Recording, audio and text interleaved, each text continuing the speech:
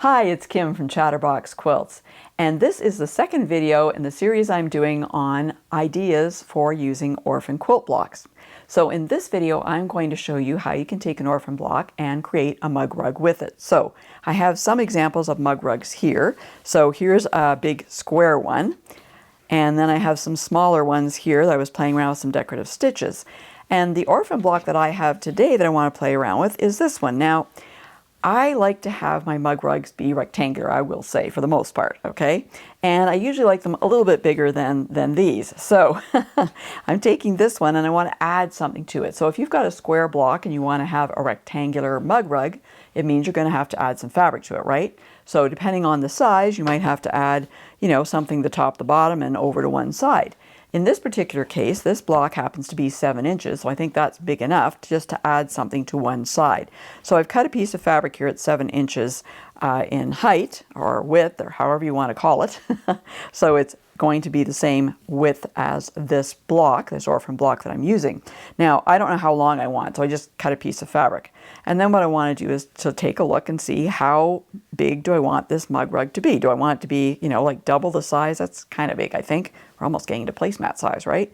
So maybe something like this. So probably about 3 or 4 inches extra on the side. So what I'm going to do to start here is I'm just going to stitch them together first off, okay? And then I'm going to cut off the excess here. I'm also going to use the pillowcase method to make this mug rug. That way I don't have to add any binding to it. So let's first go and stitch these two pieces together, and I'll come back and show you what the next step is. So I've sewn that extra piece of fabric onto the orphan block, and now I just have to decide how much of that do I want to have for my mug rug. So I am just going to line it up here on my cutting mat, and I just kind of go like this, and I'm just eyeballing and thinking, well, do I want that much? Do I want this much? What do I want? Okay, so I know I'm going to lose a 1/4 inch off this side, so that's not too bad. So I'm going to do it here. We're just going to cut it here, and I think that will be okay.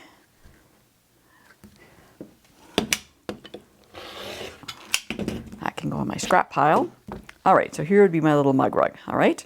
So the next step is to add more things to it, okay? So it's no longer an orphan, right? So what I want to do is I want to put some batting on there, obviously, and a backing. So I've just cut some batting here. All right, so it's about the same size. I want it to be the same size as my top. So I'm just going to cut that off. It's just a little bit extra on the bottom here, but I think that'll be fine. So we'll do this. I think you can hear Parsnip. Parsnip wants to have a mug rug too. Okay. And then I've got some backing. So same thing. I'm just going to cut the backing. I mean, I could measure it and do it, but sometimes I get lazy and I just do it this way. It all works out the same in the end, right? More for the scrap pile. All right. So I've got these together. So I keep my top and I keep my batting. I'll just cut off that little extra bit there. That's at the bottom. There's a little bit of batting showing. Let's get rid of that guy there, especially that little bit there. Okay, so I've got my top, I've got my batting, and I've got my backing. And to do the pillowcase method, I'm going to take my backing, put it on top, right sides together. Okay, so the wrong side of the backing is looking up at you now. And then I'm going to go to the machine. I'm just going to sew around with a 1/4 inch, leaving an opening because I'm going to turn this right side out, okay? So I'm going to go do that. I'll come back, show you what it looks like. So I have sewn all around here with a 1/4 inch seam, and I've left an opening because I'm going to turn it right side out. But before I do that, I always like to clip off the excess fabric at the corners, being careful not to clip through the stitches.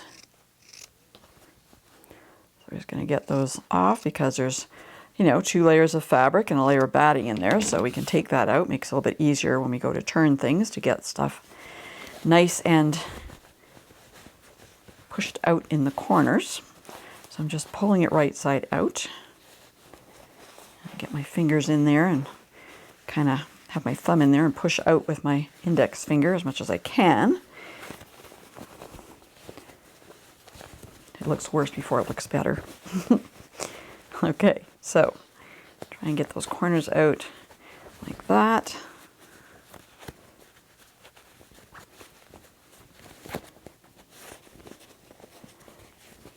Okay, so this is kind of like the preliminary stage of getting corners out. Okay, just kind of getting them out like that. And then I like to use that purple Thang. If you don't have one of these in your studios, check up above or in the description below because I'll put a link to it. I have several in my studio. And they are great for pushing out corners. It's my favorite thing to do with them, but you still have to be careful. Occasionally I do push a little too hard and I get a little tiny hole in my fabric, which is not ideal.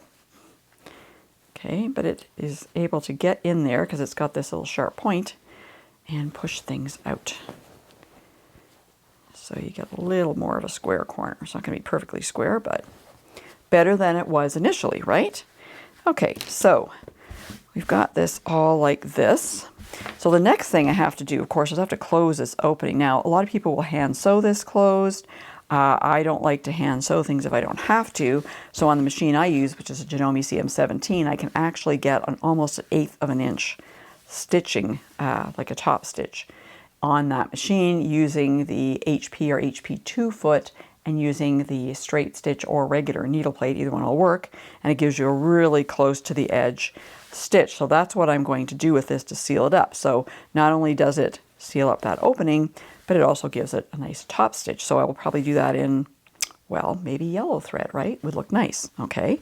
And then at that point in time, you can do some quilting on here because you'll need to do a little bit of quilting on here. So you can just go and do an all over design. You could put a design here if you wanted. You could run decorative stitches through if you wanted.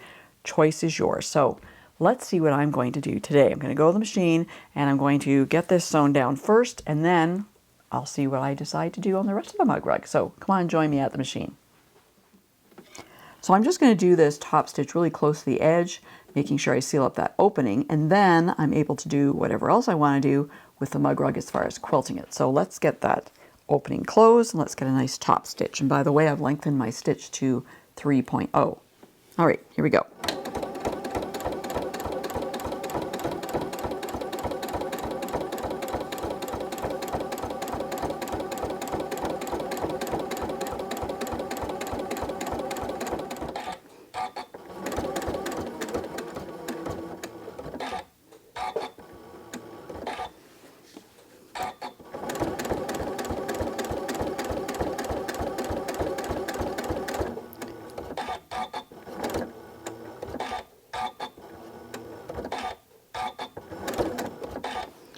I'm just going to back stitch, and that's done. So we've closed up our little opening. I think it was over here, yes. So that's all closed up now, and you get a really nice close to the edge top stitch, okay? Then you've got lots of different options. So you could go in, you could run some decorative stitches in through here. You could do, a big design. Maybe you want to do a ruler work design. Good way to practice. You could do something totally different here. You could just do an all over design. So I'm just going to quilt it, and then I'll show you what I decided to do in just a minute. Now, before I show you what I did on my mug rug, I just want to draw your attention to the Super Thanks icon you see below my video. So it's the heart with the $sign in it. And that's your opportunity to support the Chatterbox Quilts YouTube channel. So you just click on it, choose your donation amount, and it helps me to purchase the items I use to provide the free videos for you. Now, let's take a look and see what I did on my mug rug. All right, so here it is. So I did a couple things. First off, I actually stitched in the ditch through here. I know you can't probably see that, but it kind of makes a difference. And I actually want to divide it into two. So I did some free motion quilting on both sides. So on this side, what I did is these kind of little loops that go along, and in some of them I have little swirls, and other ones I've got kind of like just a little kind of a half circle in them, so just for some fun. And then on this side, what I did was this kind of square all over design. It's a great edge-to-edge design. It just kind of goes any way you want, up, down, sideways, doesn't really matter, and you can make it on any scale you want to. So it was kind of fun, a little bit of practicing to do on these mug rugs if you want to with your free motion quilting. So it's a good opportunity to do just a little bit of practicing, right? And so now I am all set to have some tea and treats and maybe do some more quilting. Now, if you're wondering what else you can do with Orphan blocks, don't worry, I got you covered. Check out this video that has all the information that you need. And for more helpful quilting information, be sure to go to my website at www.chatterboxquilts.com.